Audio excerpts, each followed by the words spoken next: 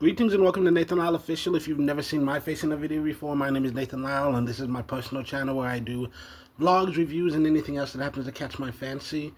If you've never seen this series before, this is called Madden Stories, where I just tell stories about things that happened in Madden. This one is not going to be edited in any way because it's a story from like 2008 Madden, I want to say, like 07, 08. It's one of those. It's because I remember my all-time favorite story. It involves an undrafted wide receiver who became the best in the league. Now, first and foremost, I was the Cowboys. I don't remember much about our first season, but I know, like I feel like our first and second season were both struggles, but half of that was that we were struggling to get any offense at all. And it was because, and one of the biggest reasons for that is we couldn't keep our receivers healthy because I had people like Terry Glenn, Brian Finneran, Brandon Stokely, a bunch of people who are known for being injured. So one day I go into one day we go into the draft. There is this one wide receiver, Blaine Miller, 6'7", 96 speed, 82 overall. It's like this guy's projected to be a top 5 overall pick. I I don't have a top 5 pick. I think I'm like 26. Actually, I don't even know if I have a first round. I think I do. I don't think I did. I don't remember. I do remember this much. It was supposed to be a top 5 pick. He did not get drafted in the first round. And so, when he dropped to the second round, I traded up to make sure I got him because I wanted a franchise QB. And this guy right here is the next Randy Moss. Also, we thought, because I didn't look closely enough. Because this guy, he's got size, he's got speed, he's got strength, he's got everything a wide receiver needs, except the most important thing: hands. This motherfucker led the league in drops by a wide margin. It wasn't even close. And I wish I could say, oh, he just can't catch in traffic. No, he just couldn't catch, period. I remember one game we were playing against the Giants. We were down 14-13. And now the system, the AI wasn't as good back then. So normally it's like, okay, we got enough time left for one play, no timeouts. Just go prevent coverage. We're not, it's end zone or bust on this play. They don't do that. They go man coverage, single safety middle. And they press. Blaine beats the press.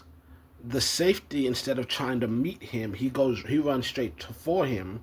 Blaine zooms right by him. He's gone before the guy can even turn around. This easy money. QB floats it, perfect spiral, perfectly placed. It falls right in his hands, hits him beautifully, perfectly in stride, and it just falls to the ground. It's like, it's so unbelievable. I was wondering, is the system glitching? Because the game has glitched for me, especially the older versions. I remember one time I threw a pass and the ball went backwards 32 yards for a safety. So there are times when this thing glitches. I'm like, I swear, it was in his hands and then it was on the ground. What the fuck? Useless motherfucker. But here's the thing. He's the only receiver who was healthy. He's the only receiver who played all 16 games. We get to the Thanksgiving game. He's the only healthy receiver on our roster. So we got to go into free agency. We pick up 2 guys. One of them, I can't remember his full name. I think it was Patrick something. Like, he was like, I don't remember. He was like 28, 32. I don't remember. He was older. 78 overall, 87 speed. Not what I typically go for, but we need a guy that we know has solid hands. Not a playmaker, but he can make plays. And then I also noticed a little lower, there's a rookie. A guy who went undrafted and who has been sitting in free agency the entire time. His name is Michael Buckley. He's like 5'11", 93 speed, 73 overall. Not much to look at, but we go. His first ever action as an NFL player. First quarter, we get to the goal line. He's lined up on the right side. He runs a fade route. We hit him with a floater to the back corner, hauls it in for a 3-yard touchdown. Second quarter, we get to the end zone again. This time he's on the left side. Once again, we do that fade route to the back corner. Floater, boom, hits him perfectly. 4-yard touchdown. 2 catches, 7 yards.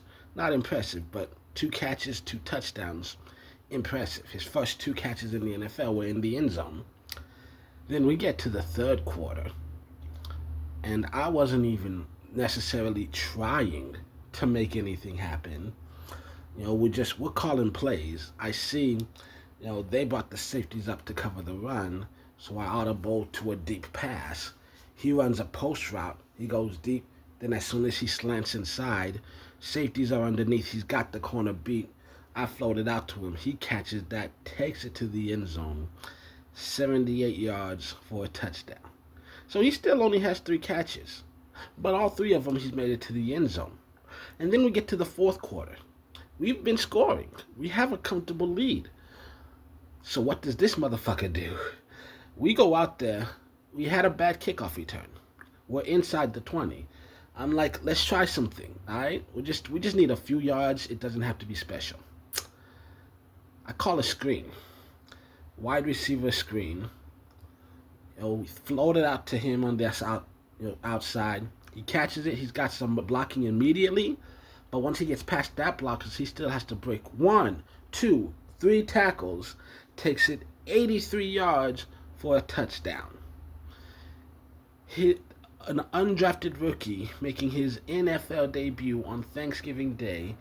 4 catches, 168 yards, 4 touchdowns. Next season, they progress. Blaine has an 84 overall. Buck has an 78 overall. They both get 1,000 yards. They both make it to the Pro Bowl. But Blaine gets 1,000 yards with about 60 receptions. Meanwhile, Buck had like 110. And that's part of how they earned the nickname Huey and Riley. Because at the time, I think Boondocks was still on. Because Blaine, he was taller, he had the afro, and Buck, shorter guy, cornrows, always running around causing trouble. So yeah, I was calling them Huey and Riley. And they were just the perfect pairing because Buck was the possession receiver who could catch any pass anywhere on the field. And if you give him room to work with, he can also do something with it afterwards. Blaine, with a lot less pressure, and there was just, he never has to catch it over the middle. It's just, hey, go deep and hit him in stride. Hopefully he holds on to it this time. And you know what? They both excelled. And then the following year, Buck went up to an 84 overall. Blaine only went up to 86. So I was like, fuck it. Buck is the better guy anyways. Make him the number 1 receiver. And I didn't play that season. But I'm always going to remember that story because it's just, for a guy to literally come out of nowhere and just become the face of the franchise is so impressive. And it's just one of my favorite stories. He debuted on Thanksgiving, an undrafted rookie who had never taken a snap in the league. He debuted on Thanksgiving and got 4 receiving touchdowns. And just immediately, he took over as the number 1 player on our offense. And that's the end of that story, but it says best and worst. So let me tell you my worst franchise story ever. Vince Young was a rookie, and I was so excited to play as him. I took a team, I built up their defense, and I'm talking, I think I had like Ray Lewis, Ed Reed, Jason Taylor.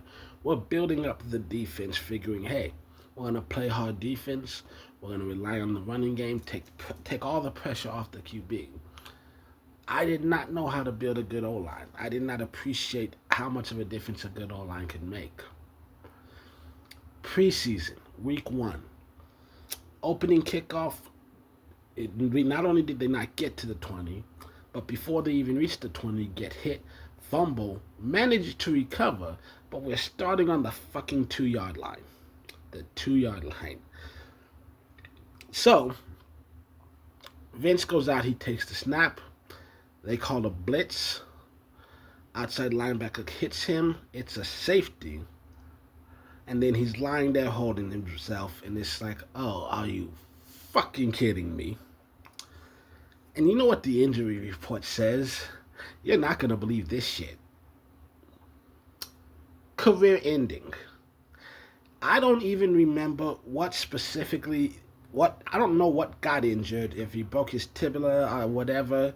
I don't know, and quite honestly, I don't care. Literally, the first snap of his NFL career, a safety and a career-ending injury. So you know what I did? I backed out. I found that file, I hit delete, and that was it. That's the end of that franchise. That franchise is fucking cursed. So we're done with that. How the hell did that even happen? So anyways, yeah, that's the story. I'm looking at 11 minutes. I'm shocked. I did not expect it to last that long. That's what she said. Anyways, let me know down below if you enjoyed it. Like, subscribe, all that other bullshit. I'm working on another video right now. I decided to make this because that one's taking a while. Recording, editing, and all this other shit. So, no, I hope you enjoyed this. I might do another one because I actually do have one where Adrian Peterson played for 3 different franchises. This was on Superstar mode.